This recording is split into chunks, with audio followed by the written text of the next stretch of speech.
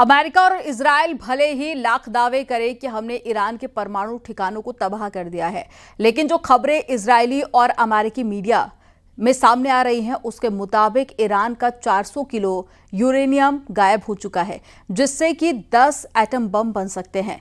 Iran का uranium कहां गया है इसका पता सिर्फ रूस को है और ऐसे दावे भी किए जा रहे हैं। कई बड़े खुलासे भी आने वाले दिनों में हो सकते हैं। आपको रिपोर्ट दिखाते हैं।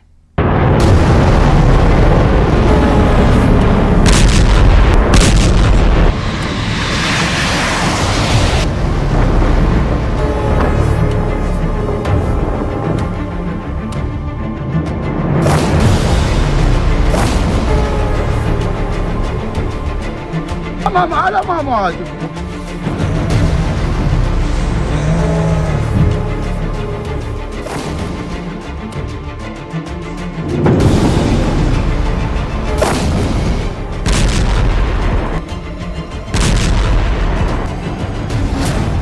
400 किलो यूरेनियम ईरान से गायब। रूस पहुंचा या उत्तर कोरिया? 12 दिन तक चले ईरान इजराइल युद्ध में बेशक अमेरिका और इजराइल प्रचंड जीत का दावा करें, लेकिन ईरान ने अमेरिका और इजराइल के हमलों का सामना करते हुए 12 दिन में कुछ ऐसा परमाणु खेला कर दिया है जो अब इजराइल के साथ साथ अमेरिका और यूरोप के होश उड़ा रहा है। हम आपको दिखाने जा रहे हैं कि ईरान के पास मौजूद 408 किलो ऐसा यूरेनियम जिससे 10 परमाणु बम आसानी से बन जाएंगे। लेकिन अब दावा किया जा रहा है कि ईरान ने अपना 408 किलो यूरेनियम ऐसी जगह या देश में छिपा दिया है जिसे खोजने में इजराइल और अमेरिका के पसीने छूट चुके हैं। दावा किया जा रहा है कि 22 जून को जब अमेरिका के 7 B-2 बम वर्षकों ने 14,000 किलो के 12 से ज्यादा बम फोर्दो, नतांज और इस्फहान एटमी अड्डों पर गिराए, उस हमले में ईरान के यूरेनियम को रत्ती भर भी नुकसान नहीं हुआ है। ऐसे में सवाल उठ रहे हैं कि आखिर ईरान का 60% तक संवर्धित यूरेनियम यानी यूरेनियम 235 कहां चला गया है। कुछ इंटरनेशनल मीडिया ने दावा किया है कि ईरान को बेशक भयानक नुकसान हुआ हो, लेकिन ईरान ने 10 एटम बम बनाने के लिए जरूरी 408 किलो यूरेनियम को बचा लिया। कुछ रिपोर्ट्स में दावा किया जा रहा है कि रूस ने उत्तर कोरिया के साथ मिलकर ईरान के यूरेनियम को गायब करने में मदद की है। अब सवाल उठता है कि क्या ईरान आने वाले दिनों में दोबारा से एटम बम बनाने में जुट जाएगा? जिंदा है खामनेई, यूरेनियम हुआ गायब, युद्ध अभी बाकी है। इजराइल के जबरदस्त लड़ाकू जेट और मिसाइलों ने ईरान को 12 दिन की जंग में बेतहाशा नुकसान पहुंचाया, इसमें कोई शक नहीं है। इजरायली सेना और खुफिया एजेंसी मोसाद ने ईरान के टॉप 20 सैन्य अधिकारियों और जनरलों को मार डाला, उसके 10 परमाणु वैज्ञानिकों को मार डाला। ईरान के 4 से 5 परमाणु ठिकानों को पूरी तरह से रौंद डाला। अमेरिका ने अपने B-2 बम वर्षकों से ईरान के फोर्दो, नतांज और इस्फहान परमाणु ठिकानों को तबाह कर डाला। लेकिन इतनी भीषण तबाही और बर्बादी झेलने के बावजूद ईरान के पास आज भी 2 सबसे ताकतवर चीजें मौजूद हैं। एक है 408 किलो यूरेनियम जिससे 10 परमाणु बम ईरान आने वाले दिनों में बना सकता है, और दूसरे हैं ईरान के सुप्रीम लीडर 86 साल के अली खामनेई, जो एक बार फिर से ईरान के उन जनरलों और अधिकारियों की भरपाई कर सकते हैं जो इजरायली हमलों में मारे जा चुके हैं। अब आप ये जान लीजिए कि क्यों अमेरिका और इजराइल बेचैन है कि आखिर ईरान का 408 किलो यूरेनियम कहां गया। हम आपको ईरान का दावा दिखाते हैं जिससे आपको समझने में आसानी होगी कि ईरान ने अपने यूरेनियम को अमेरिका और इजराइल के हमलों से कैसे बचाया है। जरा इस एनिमेशन को देखिए। इजरायली अधिकारियों ने न्यूयॉर्क टाइम्स को बताया है कि ईरान हमले से पहले यूरेनियम भंडार और उपकरणों को एक गुप्त स्थान पर ले गया होगा।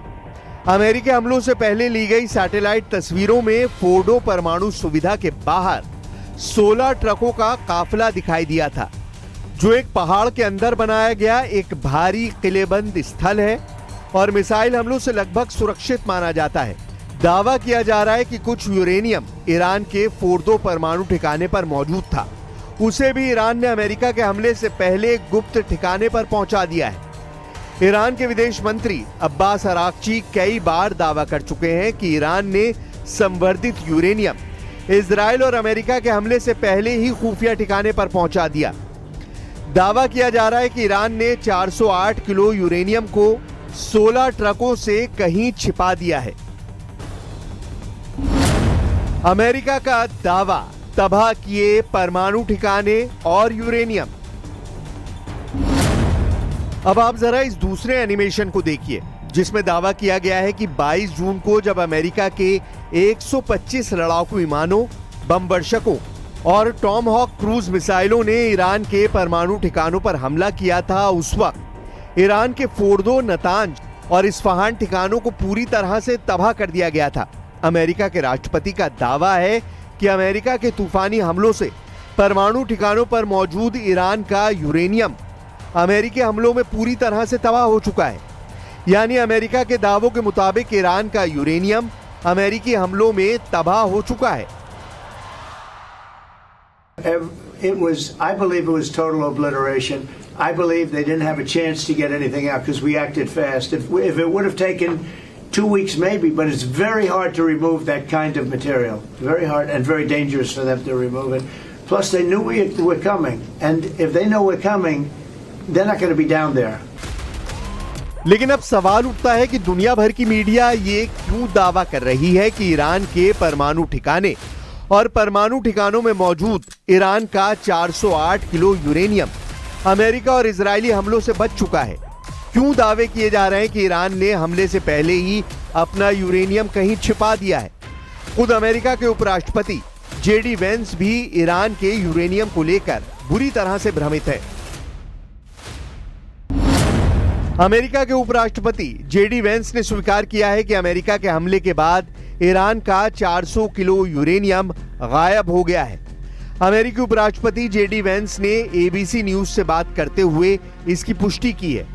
उन्होंने माना है कि पिछले हफ्ते ईरान की 3 परमाणु सुविधाओं पर अमेरिका के हवाई हमलों के बाद यूरेनियम का 400 किलोग्राम भंडार गायब हो गया है। उन्होंने माना है कि 400 किलो संवर्धित यूरेनियम से कम 10 परमाणु बमों का निर्माण हो सकता है।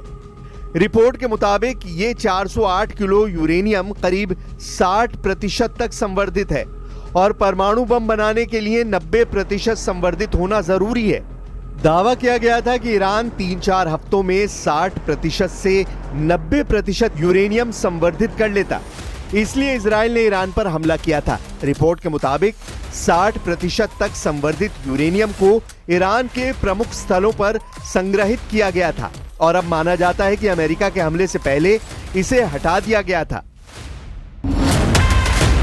400 किलो यूरेनियम ईरान से गायब, क्या रूस ने किया खेला?